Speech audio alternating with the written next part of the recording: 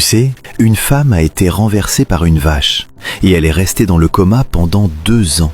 Et quand elle s'est réveillée, elle s'est rendue compte qu'elle était enceinte de 7 mois. Elle s'appelait Marie. C'était une journée tout à fait ordinaire. Son père lui a demandé d'aller garder les vaches. Elle l'a fait et l'accident est arrivé d'un coup. Une vache l'a percutée de plein fouet. Elle a été projetée au sol et elle a perdu connaissance sur place. À l'hôpital, les médecins ont tranché, coma profond. Aucune conscience, aucune réaction, comme si tout son être avait été scellé dans le noir. Sa famille venait la voir tous les jours. Il lui tenait la main, il lui parlait encore et encore, espérant qu'elle se réveille, mais elle ne répondait jamais. Et pourtant, le plus glaçant, c'est ce qui s'est passé ensuite. La nuit, quand l'hôpital devenait silencieux, qu'il ne restait que les pas et les respirations, quelqu'un entrait, encore et encore, dans sa chambre. Matthew, l'agent d'entretien de nuit. Pendant 2 ans, presque chaque nuit, il s'asseyait au bord de son lit. Il lui parlait, il lui lisait des livres, il mettait une musique très douce, à peine audible,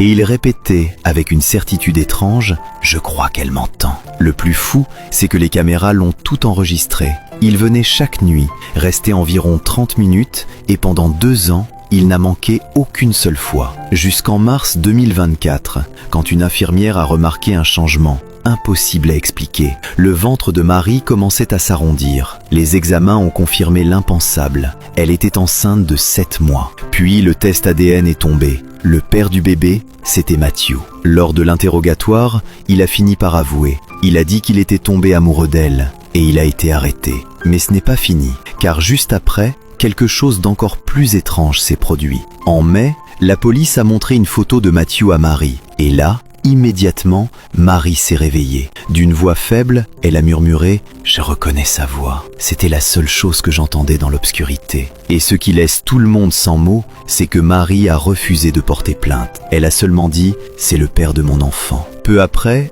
le bébé est né. Et aujourd'hui, Matthew se bat encore pour obtenir la garde. Alors dis-moi, c'est un crime pur et simple ou bien une soi-disant miracle au point de brouiller toutes les limites ?